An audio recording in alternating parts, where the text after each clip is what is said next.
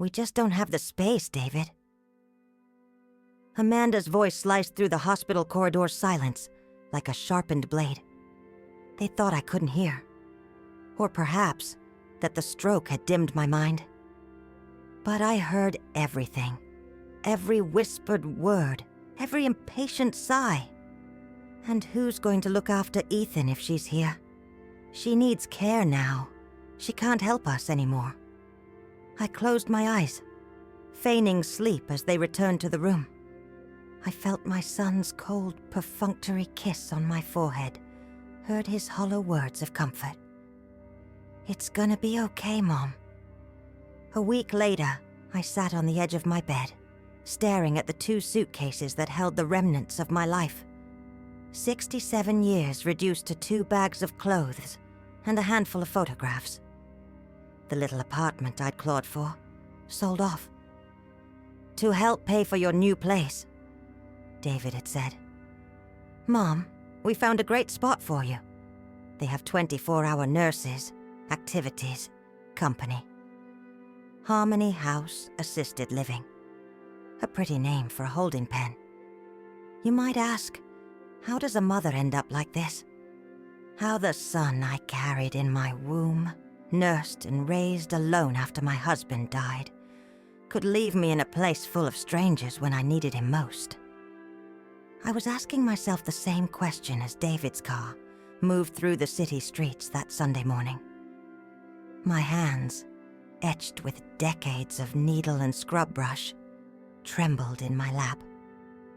Not from the lingering tremor of the stroke, which I'd mostly recovered from, but from the raw fear of being cast aside.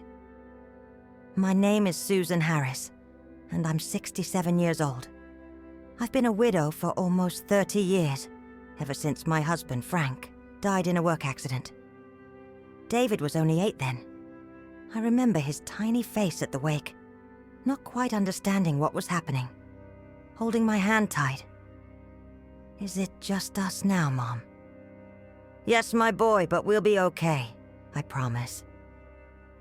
And I kept that promise. I worked as a seamstress in a garment factory during the day, and at night I cleaned offices. My hands never stopped. On weekends, I'd take on extra sewing jobs at home. Also, David could study, so he never went without. When he got into the State University for engineering, I wept with pride. My boy, a seamstress's son, was going to be an engineer. At his graduations, both from college and graduate school, I sat in the front row, clapping until my hands throbbed. It was at the company where he started working that David met Amanda. Pretty smart, from a well-off family. At first, she was polite to me, but I always felt an invisible barrier between us. Her parents treated me with that distant politeness that barely hides condescension. At their wedding, Amanda's mother asked me with a brittle smile, "And what do you do for a living, dear?" "I'm a seamstress," I replied, lifting my chin. "Oh, how fascinating." When Ethan was born 7 years ago, something shifted in me. That chubby little baby with Frank's eyes gave me a new reason to live. Amanda went back to work when he was just 4 months old, and I offered to look after him. For 5 years, that was my routine. Wake up at 5 a.m., take 3 buses, get to their house before 7 a.m. I'd make breakfast, get Ethan ready for school, clean the house, do the laundry and ironing, cook lunch and dinner. At night, I'd come back exhausted to my empty apartment, but happy to be useful, to feel needed, to feel part of their lives. Ethan adored me. "Grandma Susan tells the best stories," he'd say. I taught him little stitches. We made sock puppets together. We planted beans in cotton so he could watch them grow. Everything seemed fine until that Tuesday morning, 8 months ago. I was making coffee when I felt a strange weakness on my left side. The cup slipped from my hand, shattering on the floor. My vision blurred, and the last thing I remember is Ethan screaming, Grandma! Before I collapsed. A mild ischemic stroke, the doctor said. With physical therapy and medication, I'd recover almost completely. I just need a few months of care, someone to help me temporarily. That's when I heard that conversation in the hospital corridor. That's when I understood that, for my son and his wife, I only held value as long as I could serve them. Harmony House. Assisted living was on the outskirts of town.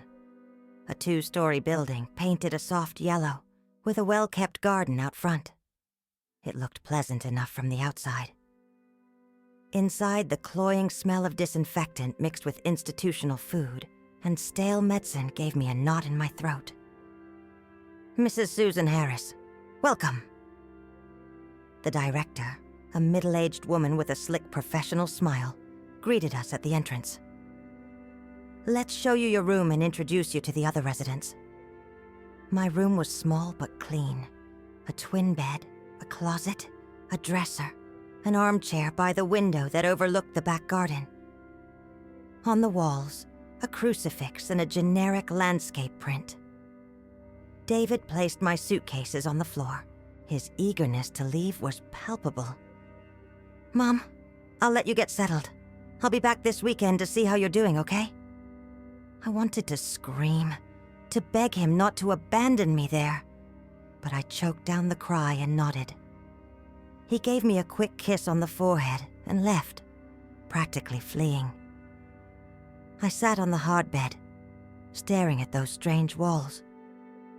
For the first time since Frank died, I allowed myself to cry without holding back. That night, sleep wouldn't come. I heard moans and coughs from other rooms. An old lady whimpered for her daughter in her sleep. I lay there, staring at the ceiling, thinking about how my life had come to this. For the first few days, I refused to leave the room. An aide would bring meals which I barely touched. The facility's physical therapist, Dr. Kelly, would come for me, and I'd go in silence, doing the exercises mechanically. Mrs. Harris, you need to engage, she'd tell me. The stroke was mild. Your recovery can be almost total if you put in the effort. On the first weekend, David came as promised. He brought some forgotten clothes and a store-bought cake. He talked quickly about his job, about Ethan, avoiding my eyes. Son, when can I come home? I asked, holding his hand. He hesitated. Mom, you can't be alone right now, and our apartment is small. There's no space. I can stay in the den, I don't care. I just want to be close to you. To Ethan. Amanda thinks... She thinks it wouldn't be good for Ethan to see you like this. So... vulnerable. Kids get easily upset, you know? That hurt more than the stroke. I, who had held that boy in my arms, who had cared for him for years, was now considered a burden. A disturbing sight for my own grandson. In the second month, David came only once. In the third, just quick calls, increasingly spaced out. We're busy, Mom. Work, Ethan's school, you understand? I understood. I understood that I was being forgotten, like an old piece of furniture shoved in the attic. That's when something changed in me. One morning, looking out the window at the garden where some elderly residents were sunbathing in their wheelchairs, I decided I wouldn't end up like this. I got up, combed my hair, put on clean clothes, and left my room for the first time by choice. In the dining room, I sat next to an elderly woman with white hair and lively eyes. Hello, I'm Susan. I introduced myself. I'm Eleanor, she replied with a smile. I thought you'd never come out of that room. That day, I met other residents. There were stories similar to mine, but also different ones. Eleanor was there by choice, after becoming a widow. My kids wanted me to move in with them, but I preferred my independence, she explained. Here, I've got my own space, my activities, and I don't have to put up with a daughter-in-law telling me what to do. I started participating in activities, craft workshops, movie sessions, card games. In physical therapy sessions, I really started to push myself. Dr. Kelly noticed the difference. "Mrs. Harris, you're making incredible progress. At this rate, you'll soon be walking without any support." It was during one of those sessions that I received the news that would change everything. "Mrs. Susan Harris." A man in a suit entered the physical therapy room. "I'm Mr. Miller, an attorney. I need to speak with you about an important matter." In his makeshift office in the facility's visiting room, he explained. My sister Diane, with whom I hadn't spoken for 15 years because of a foolish argument over an inheritance, had passed away. And, to my surprise, she had left me as her sole heir. "Your sister never married or had children," Mr. Miller explained. "In recent years, she tried to locate you to make amends but couldn't.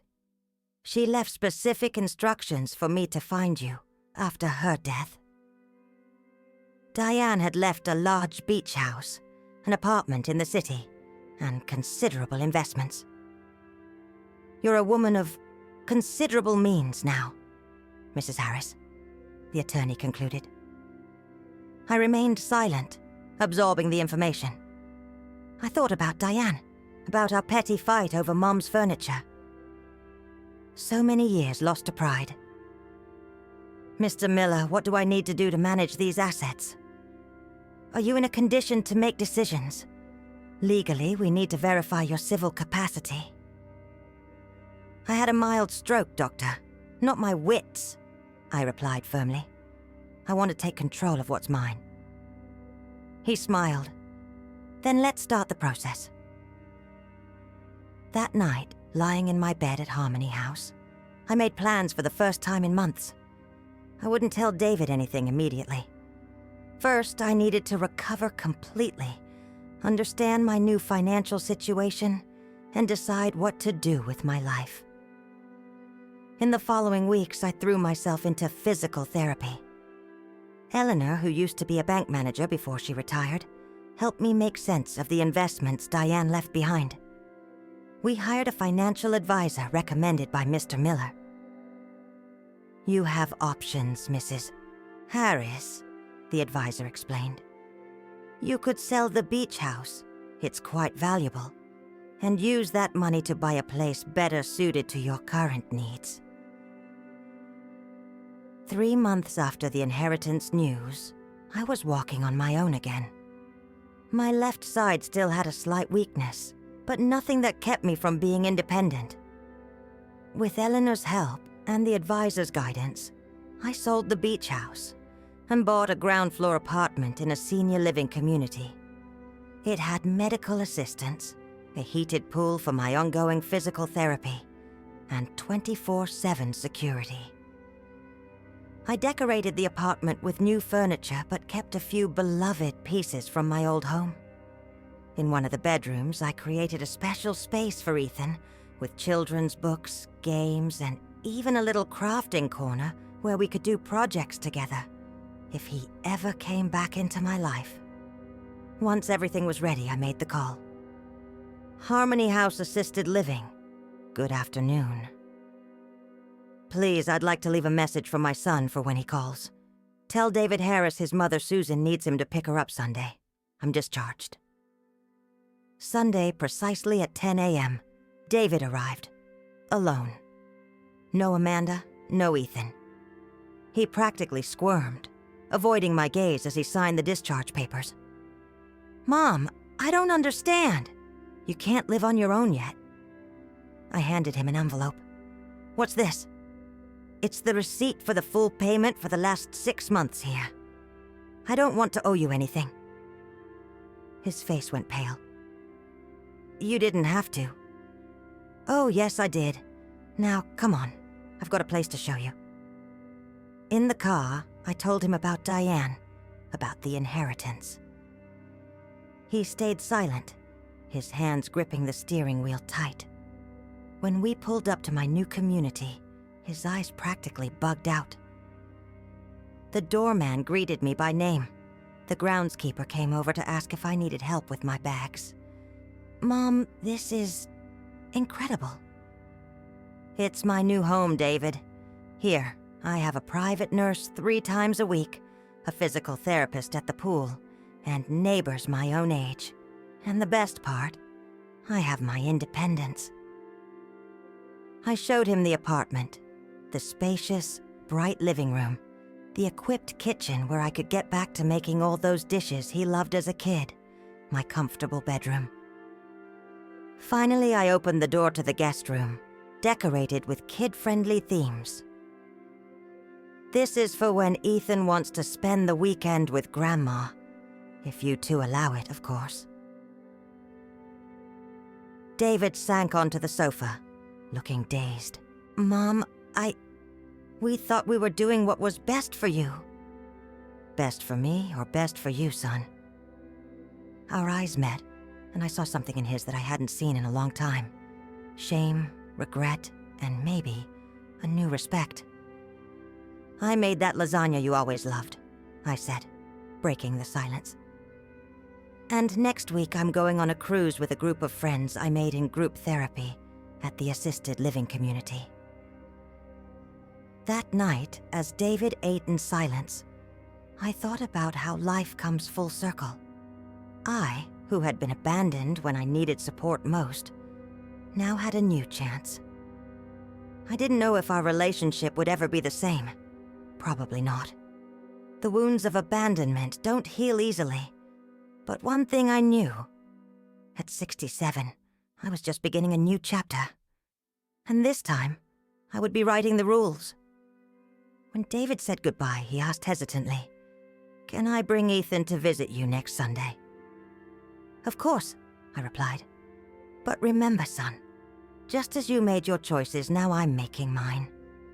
I closed the door and stood alone in my new apartment. Through the window, I watched the city lights twinkle on as night began. A strange sense of freedom and power washed over me. The phone rang. It was Eleanor, wanting to know how the meeting with my son had gone. "It was eye-opening," I replied. "But this is just the beginning of the story, Eleanor. Just the beginning." The following week, when David brought Ethan to visit, my heart practically leaped out of my chest, seeing my little grandson running towards me in the community's lobby. "Grandma Susan!" he shouted, throwing himself into my arms with that pure, uninhibited joy only children possess. "I missed you so much. Why did you disappear?" I glanced at David, who quickly looked away, clearly embarrassed. He hadn't told his son he'd put me in an assisted living facility. To Ethan, I'd simply gone on a trip or been sick, I suppose. "Grandma's been getting better, my love," I replied, stroking his soft hair. "But now I'm here. And look at this cool new place I found to live." Ethan's eyes widened when we stepped into the apartment. He darted from room to room, exploring every detail, until he stopped, jaw dropped, in front of the bedroom I'd prepared especially for him. "This room is mine, Grandma," he asked, incredulous. "All yours, for whenever you want to stay with me." He bounced on the bed, testing the softness of the mattress, then rushed to examine the books on the shelf, the games neatly stacked, and the small table where I'd set up a kids' crafting kit. "Look, Dad, Grandma made a room just for me. Can I sleep here tonight? Please, please." David looked uncomfortable. "Not tonight, buddy. Your mom's expecting us for dinner." "But I want to stay with Grandma. I haven't seen her in ages." A heavy silence fell over us. In my son's eyes, I saw guilt and indecision. "Ethan," I interjected, "how about you come next weekend for sleepover? That way we can give your mom a heads up and I can get everything just right for you." The boy agreed, still a bit reluctant. We spent the afternoon together, baking cookies in the kitchen and putting together a puzzle I'd bought especially for him. When they said goodbye, Ethan hugged me tight. "Promise you won't disappear again, Grandma?" "I promise, my love. Now Grandma has her own place, and you can come whenever you want." After they left, I settled into the armchair by the window, watching the sunset. That reunion had stirred something in me more than I expected. Ethan's joy, the guilt in David's eyes, and my own conflicting feelings.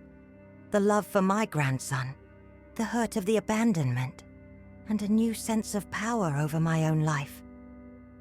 The next day, I boarded the cruise with the group from the assisted living community. Eleanor was there, along with 4 other residents I'd befriended. August, a 78-year-old retired professor. Celeste, a 72-year-old former nurse. And the couple Joaquin and Teresa, both in their 70s, who had met and fallen in love at Harmony House Assisted Living. "Susan, you look stunning!" Eleanor exclaimed when she saw me at the port, wearing a new turquoise dress I never would have bought before. "Freedom certainly suits you." That week at sea, I felt myself rejuvenate. We participated in all the activities, dance classes, evening shows, excursions at the ports where the ship docked.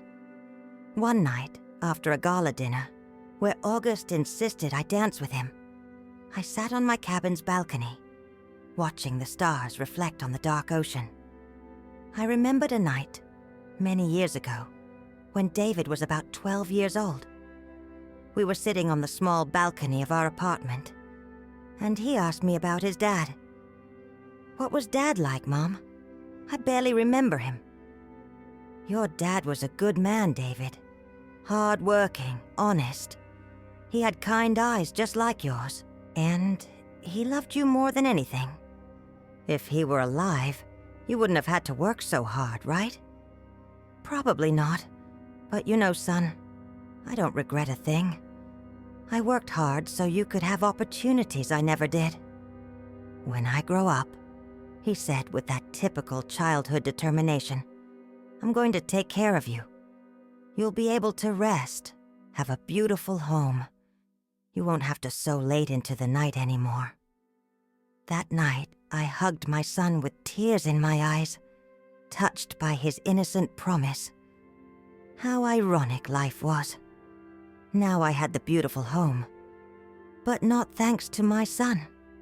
It was thanks to a sister I'd fought with and lost precious years of companionship. The cruise ended, and I returned to my apartment with renewed energy and plans. The first thing I did was call Amanda. It was time to face that situation head on. "Hello, Amanda. It's Susan." There was a pause on the other end of the line. "Oh, hello, Susan. David's not home right now. Actually, it's you I wanted to speak with. I'd like to invite you for tea tomorrow, at my new place. We can talk. Just the 2 of us." Another silence. "I have plans tomorrow, but maybe Thursday." "Thursday's perfect. 3 o'clock?" "Yes, that works." When I hung up, my heart was pounding. Amanda and I had never had a truly frank conversation. There had always been that superficial courtesy, that polite distance. But now it was different. I wasn't the dependent mother-in-law, the live-in grandma babysitter anymore. We were 2 adult women who needed to find common ground, for Ethan's sake. On Thursday, I prepared everything meticulously. An orange bundt cake I baked myself, some fancy shortbread cookies from the bakery down the street, and a calming herbal tea Eleanor taught me to make.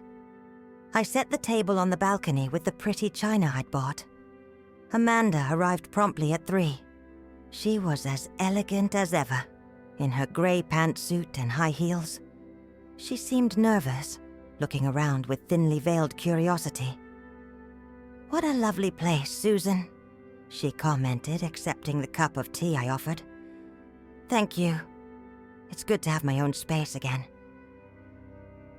We chatted about pleasantries for a few minutes. The weather, the community, her work. Then, as I served the cake, I decided to cut straight to the chase. Amanda, I asked you here because we need to talk about what happened. About the assisted living. She lowered her eyes to the plate. Susan, it was a difficult decision. David suffered a lot. David suffered? What about me, Amanda? How do you think I felt being left there, after years of taking care of your son, your home? You were sick. You needed specialized care. It was a mild stroke, temporary. I could have stayed with you for a few months, until I recovered. Or you could have hired someone to help me in my own apartment. Amanda placed her cup on the table with an abrupt movement. Look, Susan, I'm going to be honest. Our apartment is small. We have our routines. You always meddled too much in our lives, giving opinions on how to raise Ethan, how to organize the house. Meddle? I took care of Ethan at your request. I did your laundry, your ironing, cooked your meals. And you never let us forget it. Always throwing everything you sacrificed for him in David's face. That hit me like a slap. Was that how they saw me? As a manipulative martyr? I took a deep breath, trying to calm down. Maybe we've all made mistakes, Amanda. But abandoning an elderly person in an assisted living facility, without visiting them, without bringing their grandson to see them, that has no justification. Amanda was silent for a moment, her eyes fixed on the cup. When she spoke, her voice was softer. I never wanted it to be like this, Susan. At first, it was supposed to be temporary until you recovered. But then, it became convenient. Our lives were easier without the burden I'd become? She didn't answer, but her silence said everything. Amanda, I didn't call you here to fight, or to make you feel guilty. What's done is done. But now we have a new situation. I have my own place, my financial independence, and I want to continue being a part of my grandson's life. You have every right. Yes, I do. And I hope we can find a civilized way to coexist, for Ethan's sake. When Amanda left 2 hours later, we had reached an agreement. Ethan could spend 1 weekend a month with me, and I could visit him once a week at their house. It wasn't the close relationship we had before, but it was a beginning. The first flashback came that night, as I tidied Ethan's room for his first official visit. I came back to the present with tears in my eyes. What had happened to that sensitive boy who worried about my happiness? When did he turn into the kind of man who'd abandon me when I needed him most? Ethan's first weekend with me was magical. We baked cookies, watched movies, swam in the condo complex pool. I taught him the first stitches of sewing, just like I had taught his father so many years before. Grandma, why did you go away? He asked on the second night, as I tucked him into bed. I got sick, sweetie. I needed to go to a place where they could take care of me. But you're all better now. Yes, I'm much better. So why don't you come back and live with us? Or we could live here with you. This apartment is much bigger than ours. I smiled, stroking his hair. Things aren't that simple, my love. But the important thing is that now we can see each other often. And you have a special room at Grandma's house. He fell asleep hugging the teddy bear I had bought him. I watched him for a long time, amazed at how much he resembled David at the same age, and by extension, my late husband. On Sunday afternoon, when David came to pick him up, Ethan didn't want to leave. Just a little longer, Dad. Grandma was going to teach me how to make a special paper airplane. Another day, son. Your mom's waiting. While Ethan gathered his belongings, David and I were alone in the living room. Mom? He began hesitantly. I wanted to say that I'm glad you're doing well. This place is really great. Thank you, son. And I'm sorry for everything. I looked at him. This man I had raised, who had been the center of my life for so long. Part of me wanted to hug him, tell him it was all okay. But another part still bled from the wound of abandonment. David, let's give it time. We're rebuilding our relationship, one step at a time.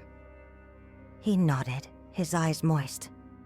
You've always been wiser than me. In the following weeks, I established a new routine. On Mondays and Wednesdays, I had physical therapy sessions in the condo pool. On Tuesdays, I attended a computer class for seniors at the community center. I was determined to learn how to use computers and smartphones properly. On Thursdays, I met Eleanor and my other friends from the assisted living community for lunch and card games. And on Fridays, I visited Ethan and David's family. Those visits were always a bit tense.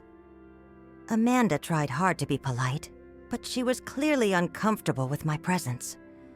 David alternated between being overly attentive and visibly guilty.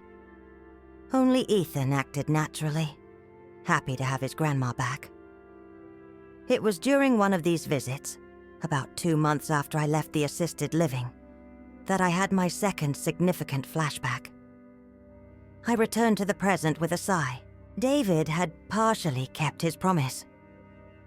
I really did stop doing housework when he started working. But the taking care of me only lasted until he met Amanda and started his own family.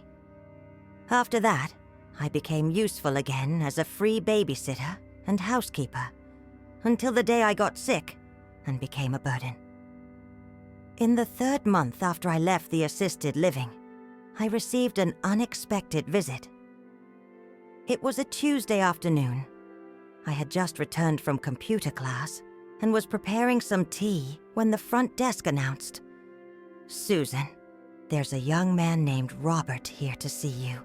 Says he's Eleanor's son." Robert was a man in his 40s, well-dressed, with the same lively gaze as Eleanor. "Susan, I apologize for showing up unannounced. My mother talks a lot about you, and I wanted to meet you in person." "It's a pleasure, Robert. Your mother is a great friend. Please come in." We talked about Eleanor, about how well she was adapting to the assisted living by choice, about how she had helped me through difficult times.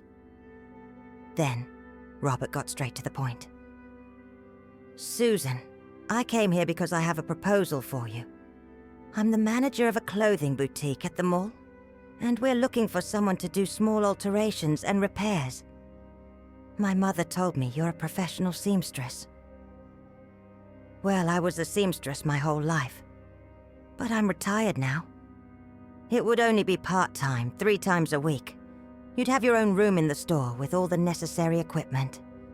It's quiet work, but it requires skill and experience." I was surprised by the offer. I didn't need the money, thanks to my sister Diane's inheritance. But the idea of going back to working with sewing, of having a purpose, a place to go, people to meet. "Can I think about it, Robert?" "Of course, no rush.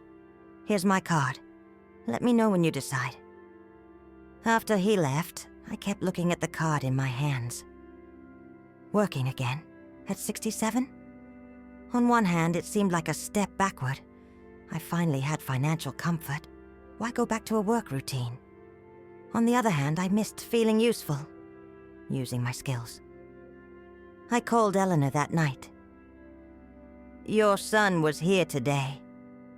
"I know," she laughed. "It was my idea. I told him you were a talented seamstress, and he mentioned they were having trouble finding someone reliable for the store's alterations. You think I should accept? Susan, only you can decide that. But I'll tell you something I learned. Having money is great. It gives you security and comfort. But having a purpose, feeling like you still have something to offer the world, that's priceless. The next day, I called Robert and accepted the proposal. My third significant flashback occurred during my first day of work at the store. I was adjusting the hem of a formal gown when the memory hit me with full force.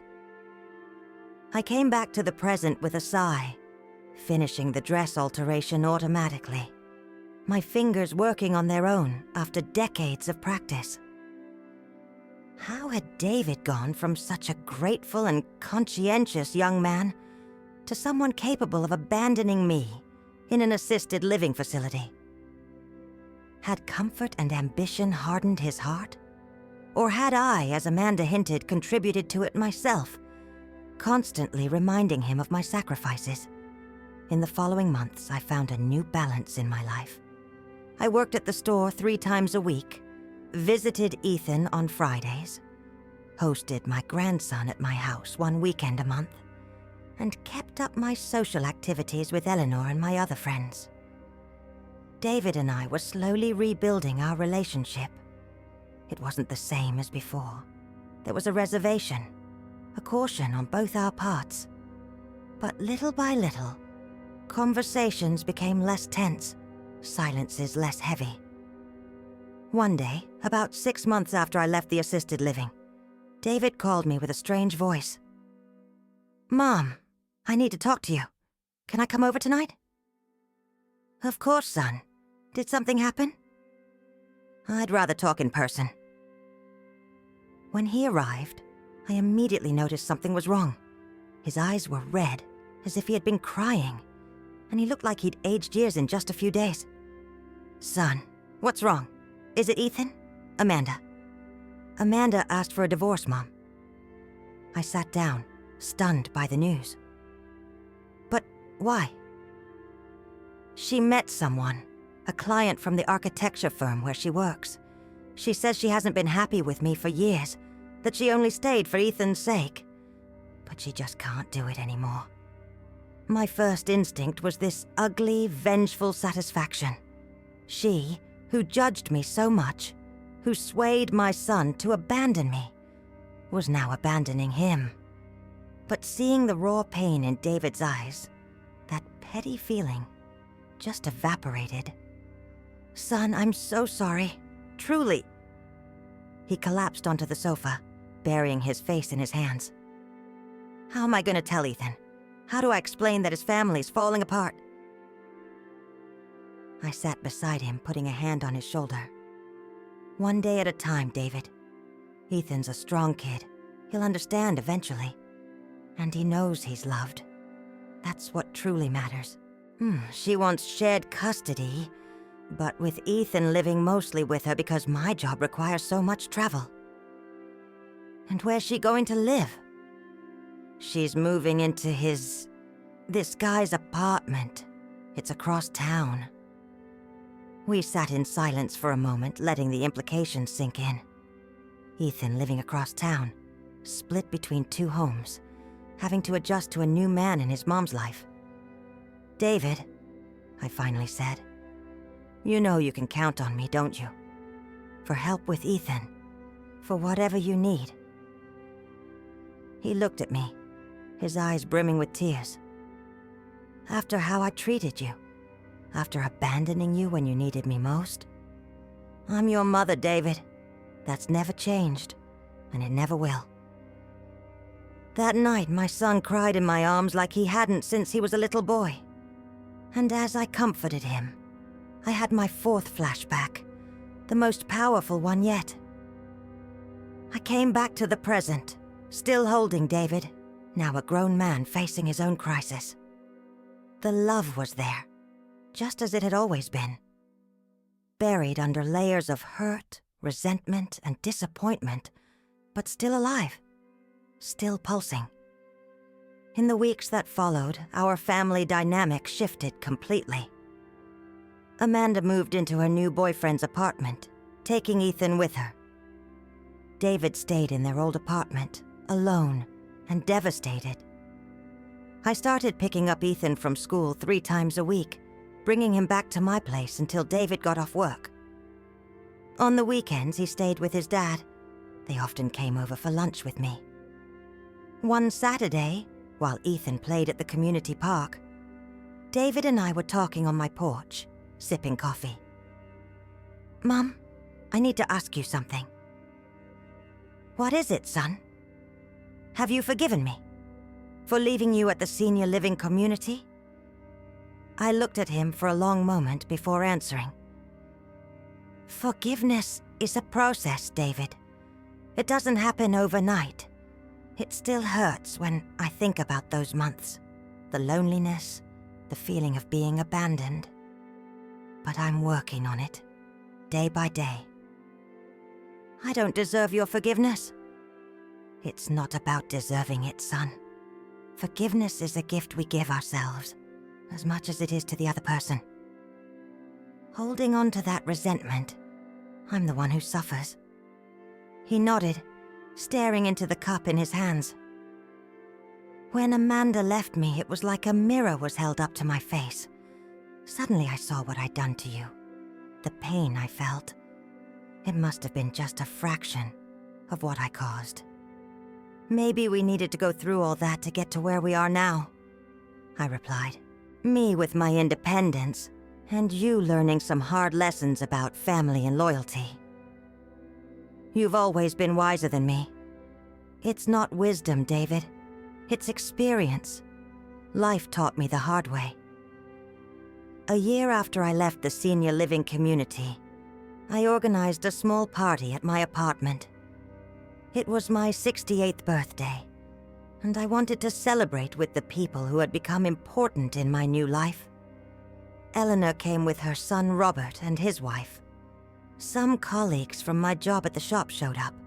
My friends from the old senior living place, August, Celeste, and Joaquin and Teresa, were there too. And of course, David and Ethan.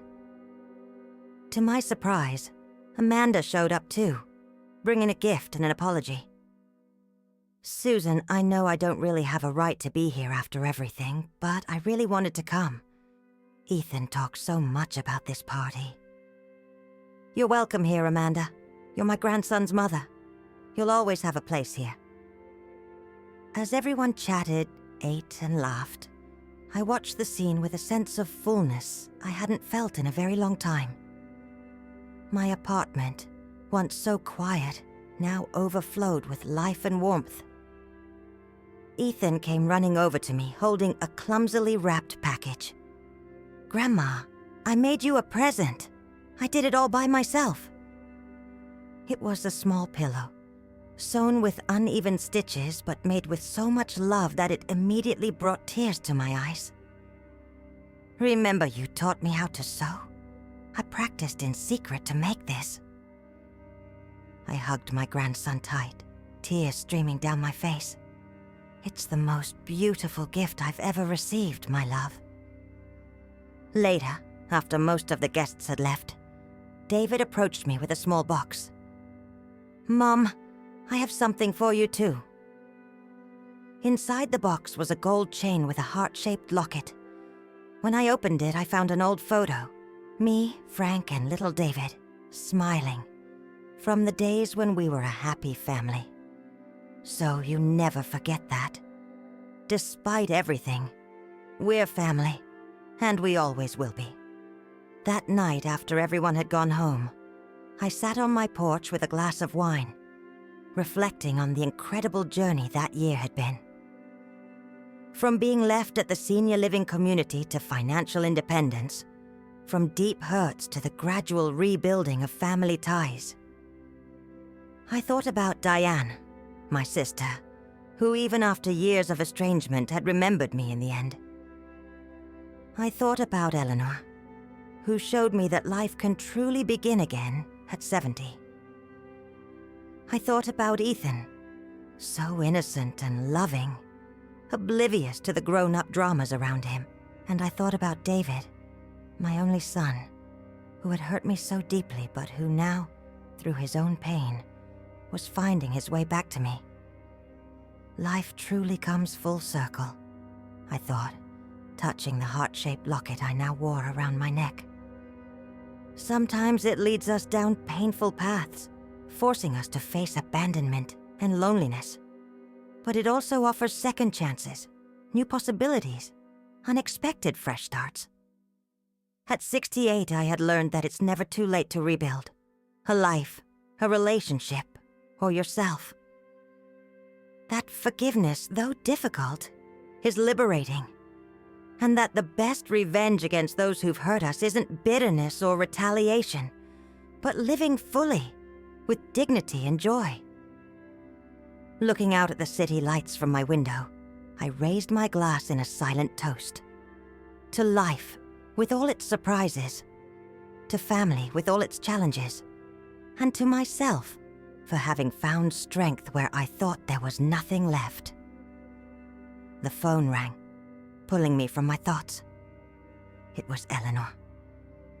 So, Susan, how does it feel being a year older and infinitely wiser? I smiled, looking at the photo in the locket. You know, Eleanor, I think I finally understood something important. It's not the years that make us old, but what we do with them. And me? I'm just beginning to truly live.